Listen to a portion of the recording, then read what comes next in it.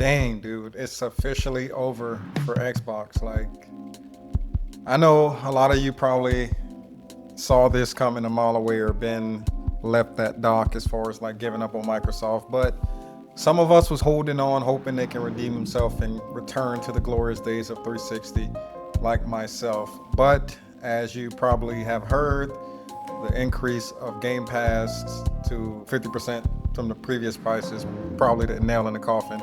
At least for me, I canceled my subscription last month, but that was because I don't really play games like I used to. I have a child, a life, so it didn't make sense for me anymore. More games were coming out than I was able to beat. Actually, it took me like 3 months to beat Expedition 33, and that was a game I was actually enjoying. Along with my backlog is getting bigger, and I have the Xbox and the PS5, so do with that information as you will. Yeah, it's a lot of games that I got halfway through or almost beat and stopped right up before the end or didn't touch it all. Game Pass just wasn't ideal for me as far as like paying for something that I barely even touched. And when I did play the Xbox, it was games that I already owned. Yeah, I already canceled, but again, I always held out that, I guess, belief that it would return to its glorious days.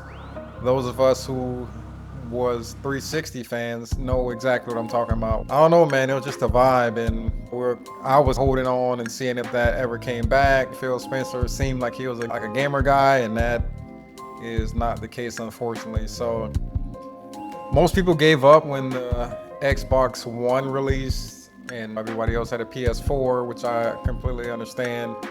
They was focused on the Connect and all of this bullshit, and that kind of killed it for most of us. But that warm and fuzzy feeling that Xbox 360 gave to me, I was hoping that one day we would return to form once we got new management, but it's official that's not going to happen. And alongside with all of their exclusives eventually making its way onto PS5, it's really no point in owning an Xbox, dude. Like, honestly, I like the ecosystem. Most of my third-party games I will buy on Xbox. I like the controller, which a lot of us do, but they are not for the people anymore. They're for, I don't know, the corporation. You really can't afford to own it anymore. They keep raising the prices on the console, and now the whole golden goose that they had left was the Game Pass, and now it makes no sense. $30 a month, that's idiotic. For 2 months, that's you're what, $10 away from just buying the game you want. And most of us don't beat games within a month anymore, especially like adults, if you just go to school or something maybe.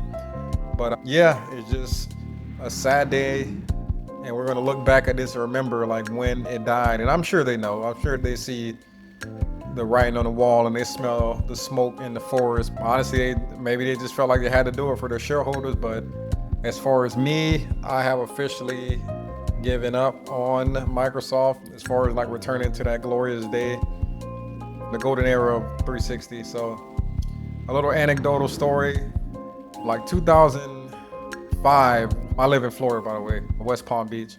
We got hit with a really bad Hurricane Wilma, and everybody was really unprepared. Like, most people didn't buy water, or because if you live in Florida, we get hurricane threats every year, and sometimes they do sneak up on us and punch us in the mouth, but most of the time just some strong wind, heavy rain, and that's it. But Wilma was different. It actually did some damage, and me and my family, we didn't have a generator. We luckily scrounged around and found one. It was like I don't know the power of it, but it was really a baby one, just enough to power some fans. And I remember, because I have 5 siblings, but 4 of us were sleeping in this room because we all had to huddle in this room and share a fan. And then 3 in the morning, the fan just went out, and then it was so hot that everybody just immediately woke up. We run outside and we just see this Crown Vic just burning out, generator gone. No, we didn't chain it. We didn't think anyone was that heartless to steal our generator, but people were in survival mode, so they snuck up on us and ran off with our generator. So I remember that was horrible.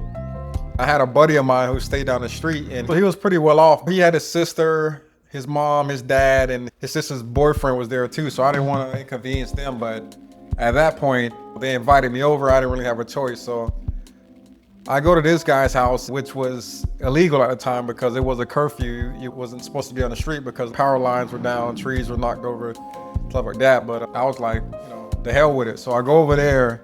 They have this massive generator, enough to power their AC unit, a couple fridges, maybe a deep freezer, and every fan in every room. So I was like, I'm gonna hold it out and ride it out here. Luckily, his sister just left their stuff there and then went back to wherever they're from, Daytona. And her boyfriend, Twan, rest in peace, Twan, he left his Xbox, the original Xbox. And this was at a time when we had a PlayStation 2. So Xbox wasn't really on our radar. It was more of the new kid on the block, and they didn't really prove themselves, at least in my eye. He left his Xbox in this game called Jade Empire. And this was like the first time I experienced like a true RPG. BioWare made Jade Empire and they made KOTOR, but I didn't know about that until much later. So I'm playing this game and I was just encapsulated. I was like completely blown away. Whatever decision you make, it alters your characteristics. Like you can be evil, you can be good, and it will depict that. If you're evil, you have this cool red flame in the back of you, and if you're good, you have this sun rays beaming from the back of you. And decisions actually mattered in the games. My buddy, he was playing a good character, and then naturally I went with the dark side, and I didn't expect them to really go there and really make decisions that would completely alter the game. So I was completely hooked. It was an Xbox exclusive, and from that day I had Xbox on my radar. When I finally could afford to get my own console, because the PS2 I had to share with my two older brothers, I only can play sparingly. So when I finally got enough to get my own console, I got the Xbox 360. And those of you who were there know Call of Duty, online, just what a time. So from that day, Xbox had my heart. And over the years, I've seen they sold BioWare to EA and watered everything down. And we can see that reflected to today with the recent bomb of Dragon Age Veilguard. And I remember playing Dragon Age Origins, which was like the first game, and thinking like, man, I love everything about this game. It was like real stiff and just too much like a computer game, real methodical and slow. And I was thinking like, man, that everything about this game I love. Like every character, as far as it depends on what race you selected, they have a different origin story. And I was like, man, once the graphics catches up to the vision of this company, it's going to be amazing. And hit now in 2025 or 2024, whenever Veilguard came out, the graphics are up to par, but all of the writers are gone and it's a shell of what it used to be. That's another video for another story. But anyways, Microsoft, they just dropped the ball. Then they went with the Xbox One and the Kinect, and that was a flop because it was no longer about the gamers. It was more of an entertainment console and trying to appeal to, I guess, this elusive modern audience. And I feel like they were trying to compete with the Wii, because the Wii, grandma and aunties can play the Wii, and I guess Xbox was trying to compete with that, which was a horrible move. But I held out hope, and every chance I'll get, I would get the latest Xbox console with expectation, or at least hope that they would return to its former glory. But now you can see that you gotta be an adult and accept that that's never gonna happen. They're not the same company it used to be. They keep trying to appeal to the masses, and that never works. If you notice, when you have a niche genre and you just try to appeal to your fan or core base, the rest of the world will catch on. Like they hear about it word of mouth, and that's how it grows organically. But when you try to appeal to everyone, it always ends with a flop. The whole broad paintbrush analogy. But it's just a sad day, man. Even though I don't play games like I used to, got other stuff going as far as like with my career, gym, and other endeavors I do on the side, it still was like, I would hold out hope for it. So when Xbox Series X come out, of course, that was the first console I bought. I just had that hope that we'll return to form, and the roadmap seemed good. They bought Bethesda, which is like what used to be one of my favorite companies as far as like game developers. But it's time for us to just accept it is what it is. They're never going to be what they used to be. They're not trying to appeal to us. They're trying to appeal to everyone. The Fortnite crowd, the Roblox, like whatever is popular, they're just trend chasers at this point. It sucks to see, being at a guy that in the back of my head, I was always like, you guys are going to regret giving up too soon. One day we're going to return to form, and that's just not going to be the case with their exclusives now on PS5. It's like, really, what's the point at this point? Like, the whole selling point of the consoles was exclusives. Like, I understand like certain games, like an Indiana Jones or something like that, but like Gears of War, once I saw Gears of War on PS5, like, that was a staple game for Xbox. Halo, it doesn't even look right on PS5, you know what I mean? That's like freaking seeing, I don't know, like Last of Us on Xbox. They're not consumer friendly anymore. It's becoming way too expensive to engage in this hobby. $70 games, and like you gotta keep paying to upgrade, and they keep nickel and diming you, so it just sucks. And I really thought changes were coming when they bought all these studios and they're gonna get them under one umbrella. I thought all of these developers are gonna work together and see what works for this and that and share ideas and help each other out, and it's not happening. Obsidian, who made like Fallout, New Vegas, and these other like legendary games, the original Fallout, they released like 2 trash games back to back, and I guarantee Outer Worlds 2 is going to be ass as well, just from what I see from the trailers, from the gameplay. They're not edgy anymore. Xbox was the edgy console, trying things, taking risks. Now everything is safe. They're trying to appeal to everyone, and it's just not it. And with this new subscription hike, you can see that it's over. Everyone is canceling their subscription, and they're thinking Call of Duty is gonna save the company. It's not what it used to be. No one's really playing that game like that. Like, of course they're always gonna have their fan base, but as far as the numbers they used to do, that's over and done with. They keep trying to make it like Fortnite, trying to make it Battle Royale. Like, no matter what you do, you're not going to get the audience back. It's no longer edgy. It's like family friendly. I don't even know why most of these games are rated M for mature. Honestly, what's mature about it? Blood and guns? Like, we see that on cable TV.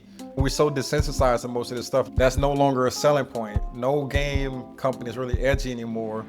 Like I was talking about, when they bought Bethesda, I thought, oh man, you guys really done it now. We're gonna have exclusive rights to whatever they put out, Starfield, Elder Scrolls, and we can see that's not the case. It'd probably be timed exclusive, but eventually it's gonna make its way to PS5, obviously. And their games are just not the same. I'm playing Starfield, and that was about to be like my first video, was about to be on Starfield and how everyone is underestimating it. And thank goodness I waited off on that, because it was the biggest dud. And I'm playing it like it was a struggle for me to beat. I'm like, when is it gonna get good? When is it gonna get good? There's no way this is the game. And surely enough, it was the game. Why is it rated M for mature? Because it's some fake drug or something that's in there? There's nothing about it that makes this game M for mature. Like, guns, it's not edgy anymore. The writing is real, like, childish, and just no creativity. It's way too simplified. It's just not it. I don't want to crap on them too much, because they do have some good qualities in the game, but for the most part, it's a far cry from Fallout 3.